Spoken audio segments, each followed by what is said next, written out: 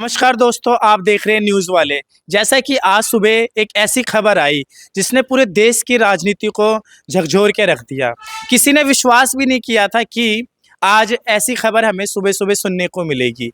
जो देश की राजनीति से जुड़े हुए और एक ऐसी राजनीति करने वाले एक ऐसे स्तर के नेता थे जिसे पूरा देश प्यार करता था। चाहे वो विपक्ष के नेता हों, चाहे पक्ष के नेता हों, सभी ने उनकी बातों को भी रखा और उनसे कहीं न कहीं कुछ न कुछ सीखा भी। तो आज हम दिल्ली में उनकी जो पार्टी है उसके हम कार्यालय में आए हुए हैं और उनकी पार्टी के एक ऐसे नेता जो ग्राउंड स्तर से लेके आज वो राष्ट्रीय स्तर के नेता हैं। तो हम उनसे आज बात करेंगे कि सर आज ऐसा क्या कुछ रहा कि आपने कभी सोचा कि सुबह उठते ही आपको ये सब सुनने को मिलेगा? दीपक जी, बड़ा दुख है मन के अंदर में, क्योंकि कल दादा से हमारी बात हुई थी और दादा ने एक कार्य के लिए बोला था और हमारे साथ में उनके बड़े बेटे पार्थ पवार भी थे। तो कल हम एक सीनियर एडवोकेट से मिले और आज हमारा प्रोग्राम था सवेरे निकलने का गुवाहाटी। तो पार्थ पवार दिल्ली में थे, बहिनी साहब जो उनकी बीवी हैं दादा की, वो भी दिल्ली में थी। तो हमें पता ही नहीं, हम लोग तो तैयार हो रहे थे और टीवी के माध्यम से हमको पता लगा कि एक हादसा हुआ। और ये हादसा होने के बाद में एकदम ऐसा लगा कि जैसे मानो एक पहाड़ हमारे पर टूट गया, क्योंकि दादा के साथ मैंने लंबा समय काम किया है। अभी लास्ट टाइम मैं मुंबई में दादा से मुलाकात की थी। वो सबके नेता थे। अभी उन्होंने पिछले इलेक्शन में बहिनी लाडली बहिनी योजना चलाई, जिससे पूरे महाराष्ट्र को फायदा मिला। उन्होंने युवाओं के लिए काम किया, उन्होंने माइनॉरिटी के लिए काम किया, माइनॉरिटी के लिए इतना बड़ा काम किया, उन्होंने पूछो मत। वो हर के लिए काम करते हैं। 18 घंटे काम करने वाला नेता कोई था तो वो अजीत पवार जी थे, क्योंकि मैंने उनको साथ में बैठ के, मैं 2 दिन की कार्यशाला में उनके साथ था। वो 3 तरीके से काम करते थे। पीए उनको चारों तरफ घेरे रखते थे, वो पेपर देखते थे, फोन देखते थे और अफसर को धमकाते थे, डांटते थे, प्यार करते थे और वो स्पष्ट बोलने वाले नेता थे। उनकी एक बात थी, अगर आपका काम होना है तो बोलेंगे हाँ, नहीं होना तो साफ मना करते थे। स्ट्रेट फॉरवर्ड नेता को हिंदुस्तान में था तो वो अजीत पवार जी थे। आज पूरा देश दुखी है, पूरा देश, महाराष्ट्र तो दुखी है ही है। देश के हर नेता ने उनको श्रद्धांजलि दी है, क्योंकि वो एक अच्छे नेता के साथ एक अच्छे गार्जियन थे, अच्छे एक दोस्त थे, अच्छे एक भाई थे, अच्छे एक नेता के रूप में उन्होंने काम किया। तो ये तो बड़ा क्षतिपूर्ण कभी नहीं हो सकती। और मैं क्या बताऊं, मैं तो उनके साथ संपर्क में रहा हूं, रेगुलर संपर्क में रहता था। और उनका बेटे जो पार्थ पवार हैं, वो आज सवेरे चार्टेड से गए, जबकि आज हमें मिलके हमें जाना था गुवाहाटी, लेकिन अब हादसा हो गया। उस हादसे के लिए अब क्या बोलेंगे हम। नहीं सर, उनकी एक रणनीति भी चल रही थी जो कहीं न कहीं एक राजनीति में एक बात सी हो रही थी कि अजीत पवार और जो हमारे जो एनसीपी के जो नेता अभी भी हम इनको याद करें और देखेंगे कि दिल्ली कार्यालय में किस तरीके से लोगों का आना-जाना है और अभी इनको श्रद्धांजलि अर्पित कर रहे हैं। तो इस तरीके से कहना और LJ-45 जो उनका जो प्राइवेट जेट था उससे जो जा और अभी एक एयरक्राफ्ट अभी हम भूले भी थे कि दूसरा हो जाना, पहले गुजरात के सीएम का रूपाणी जी का जाना और आज ऐसे और कई नेता हमें ये भी बता रहे कि ये एक जांच का विषय भी है। क्या लग रहा है आपको इस पे? देखिए, जांच का विषय तो अलग बात है, हमारी पार्टी के लिए नहीं, महाराष्ट्र के लिए और पूरे देश के लिए एक क्षति हुई है। इस क्षति को हम कैसे पूरा करेंगे ये तो हम नहीं बोल सकते, लेकिन जांच का विषय, जांच होनी चाहिए नहीं होनी चाहिए, ये वो मंत्रालय, वहाँ के लोग वो सोचेंगे, लेकिन इस विषय में हम नहीं बोलेंगे। लेकिन जो भी हुआ है बहुत गलत हुआ और हमारे लिए बहुत बड़ी क्षति है। हम इसे कैसे पूरी करेंगे अब ये तो नहीं बता सकता मैं। सर, क्या लग रहा है राजनीति में क्या कुछ प्रवक्ता हैं बृजमोहन श्रीवास्तव। अच्छा, ये राष्ट्रीय प्रवक्ता है एनसीपी के बृजमोहन श्रीवास्तव जी। तो ये बताएंगे कि सर क्या लग रहा है कि राजनीति में इतनी चीज़ें अजीत पवार जी के द्वारा लाई गई और एक वो ऐसे नेता थे जहाँ पे अभी हमने देखा है जो बारामती में जब उनके अस्पताल में जब उनको ले जाया जा रहा था तो पूरा बारामती रोने लगा। तो दिल्ली में भी कहीं ना कहीं ऐसी बातें हो रही है। सारे लोग शोकाकुल हैं इस मामले को लेकर, क्योंकि किसी ने भी ये कल्पना नहीं की थी कि हमारे नेता आदरणीय अजीत दादा पवार का इस प्रकार से आकस्मिक कोई निधन होगा। पूरे कार्यकर्ता खाली दिल्ली में ही नहीं, भारत में जहाँ जहाँ राष्ट्रवादी कांग्रेस पार्टी का कार्यकर्ता सभी दुखी हैं और सभी जगह उन श्रद्धांजलियाँ अर्पित की जा रही हैं। सभी जगह लोग इकट्ठे हैं और बहुत दुखी हैं। लोगों को ये विश्वास करने में बहुत कठिनाई आ रही है कि अजीत दादा पवार अब हम लोगों के बीच में नहीं है।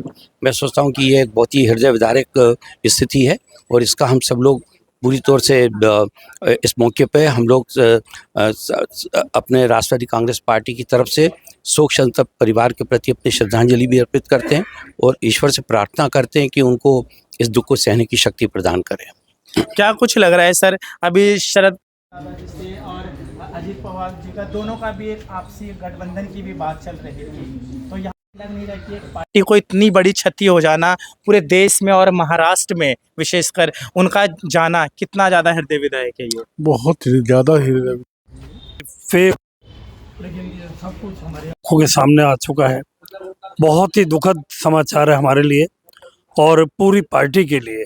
एक ऐसा लीडर जिन्होंने जनता की सेवा करने का मन बनाया, महिलाओं को सम्मान देने का काम किया, इतना काम करना चाहते थे, इतना काम करते थे वो कि बहुत बड़ी क्षति है, उसको शब्दों में बयान नहीं कर सकते हम। 6 बार के उप मुख्यमंत्री रह चुके, कैसा उनका कार्यकाल रहा है महाराष्ट्र के लिए? 6 बार के लगातार मुख्यमंत्री देखिए, जितना भी अवसर हमें मिला उनके साथ काम करने का, काम कमाया, उसमें आप आगे का क्या देख रहे हो? जमीन से जुड़े नेता थे, लोगों के दिलों तक उनकी पकड़ थी, लोगों के दिलों तक वो पहुंचे थे। आज बारामती का एक एक कार्यकर्ता, एक एक इंसान, गांव का एक एक वर्कर, एक एक बंदा रो रहा है। मतलब हमारे पास शब्द नहीं है, हम लोग निशब्द है कि ये हुआ क्या, और इस तरह वो जाएंगे हमें छोड़कर। ये हमारे लिए अपूर्णीय क्षति है और बेहद दुर्भाग्यपूर्ण है। मैम, जैसे कि नेताजी अजीत पवार जी है, वो चाहे देश में चाहे विधानसभा का चुनाव हो, लोकसभा का भी चुनाव हो, और अभी एक वार्ड स्तर का चुनाव था, उसके लिए भी जिला स्तर का चुनाव था, उसके लिए पूरी जी जान लगा देते थे पार्टी को आगे बढ़ाने में और अपने ग्राउंड स्तर के नेता को ऊपर ले जाने में। उनका संगठन इतना मजबूत था कि एनसीपी आज एक राष्ट्रीय पार्टी के रूप में उभर रही है। उनका चले जाना ऐसा नहीं लग रहा है कि अब पार्टी के लिए एक जो संभालेगा उत्तरदायी होगा? क्या लग रहा है, कौन रहेगा उत्तरदायी, कैसे काम करेंगे? देखिए, इस पर कमेंट करना हमारे लिए अभी बहुत ही जल्दी होगा। तो अभी पार्टी के और आला कमान के हमारे बहुत सीनियर नेता है, अभी तो कुछ घंटे ही हुए उन्हें गए हुए, तो इस तरह का बयान देना अभी शोभा नहीं देता हमें। तो बस हमें उनके जाने का इतना दुख है कि हमारे पास अभी शब्द नहीं है। अभी हम समझ नहीं पा रहे कि हमारे साथ हुआ यकीन क्या। ही नहीं हो रहा, सबसे पहले यकीन नहीं हो रहा हमें कि हमारे साथ हुआ क्या, हमारी छत जैसे छिन गई हो। सर, 6 बार के उप मुख्यमंत्री रहे हैं, इनका एक कार्यकाल हमारे दर्शकों को बताएंगे कि कैसे उन्होंने काम किया और कितने घंटों से काम करते थे और किस तेजी से काम करते थे? जैसे आप खुद ही बोल रहे हैं 6 बार के उप मुख्यमंत्री रहे हैं, तो इससे खुद ही पता लगता है कद कितना था उनका, और उनका कद बड़े ऊंचे नेताओं में है। मतलब उसमें पूरे देश में अपनी एक छवि बनाई हुई थी, और सबसे बड़ी बात उनकी ये थी कि वो ग्रास रूट पे लोगों से जुड़े हुए नेता रहे हैं और पार्टी को अगले सतर पर ले जाने के लिए कमर कसी हुई थी उन्होंने। खास तौर पे दिल्ली में उनका बहुत ज़्यादा इंटरेस्ट था और हमारे अध्यक्ष के साथ कई मीटिंगें हुई और एक नक्शा बनाया गया था कि दिल्ली में आगे कैसे बढ़ना है हमें। उस पर कार्य भी शुरू हो गया था। हाल ही में हमने पिछले इसी महीने के 7 तारीख से वो मुहिम चालू भी करी थी। सर, LJ-45 जो उनका विमान है, उसके लिए आप कुछ बताएंगे? क्या उसमें तकनीकी खराबी थी या कभी चेक हुआ था या कभी उन्हें उनके जो क्रू मेंबर है उन्होंने कुछ इसकी जानकारी दी हो कभी? जब घटनाएं होनी होती है, चाहे कितना भी सफिस्टिकेटेड प्लेन हो या कितना भी इंतजाम हो, वो सब घटना होके ही रहती है। कहा जाता है इस प्लेन के बारे में, ये बहुत ही सेफ प्लेन था, बहुत ही सेफ प्लेन माना जाता है। लेकिन जब त्रासदी या ऊपर वाले कुदरत का कहर आ जाता है तो वहाँ सब कुछ फेल हो जाता है। और ये इस टाइम भी एक सभा को संबोधित, रैली को संबोधित, वहाँ लोकल चुनाव होने के लिए जा रहे थे, और ये जहाँ पे ये हादसा हुआ ये उनकी अपनी मतलब होम टेरिटरी थी। कर्म भूमि थी। हाँ, बारामती उनकी कर्म भूति रही, भूमि रही आप है। देखेंगे कि जो दादा अजीत पवार, वो कैसा भी चुनाव हो अपने कर्म भूमि पे गए, वहाँ पे लोगों के लिए उन्होंने एक चुनावी एक आह्वान था, शायद वहाँ आज से चुनावी आह्वान शुरू होना था, पर किसी को क्या पता था कि देश को ये सब सुनने को मिलेगा।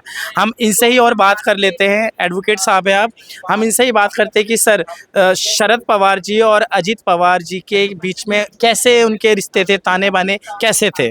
देखिए, आपस में रिश्ते की बात करें तो रिश्ते में कभी भी खटास नहीं आई, परंतु लास्ट दिल्ली इलेक्शंस में पार्थ पवार जी दिल्ली आए, उन्होंने अपना योगदान काफ़ी दिया और उन्होंने एनसीपी पार्टी को आगे करने के लिए, राष्ट्रीय स्तर की पार्टी बनाने के लिए बहुत मेहनत करी। तो मैं यही जानता हूँ कि भाई पार्थ जी एक अच्छे नेता के रूप में आगे उभर के आएंगे और अजीत दादा जी भी यही चाहते थे। चलिए, आप देख रहे हैं कि हम दिल्ली के कार्यालय में है राष्ट्रवादी कांग्रेस पार्टी के, और यहाँ पे किस प्रकार से सब शोकाकुल माहौल है। यहाँ पे सभी लोग श्रद्धांजलि अर्पित करने आए हुए हैं। साथ ही साथ LJ45 की भी बात हुई, जब हमने यहाँ पे लोगों से बात करी, जो पार्टी के स्तर के जो भी नेता हैं, उन्होंने भी ये बयान दिया कि जब कोई भी घटना होती है तो कोई बता के नहीं आती, पर हम ये सब सोच रहे हैं कि देश में एक तरीके से अभी हम एक एयरक्राफ्ट जो विमान हादसा था वो भूल नहीं पाए, और दूसरा इस प्रकार से हो गया जो कि एक देश के ऐसे नेता का जाना सभी के लिए कोई भी इसको विश्वास नहीं कर पा रहा, और इसको कितने स्तर पर भी लोग मान ले, पर अभी तक मानने को भी तैयार नहीं है। खैर, कुछ भी हो, देश से एक राजनीति के एक हिस्से का अंत होता है। आप देख रहे हैं न्यूज़ वाले। जय हिंद।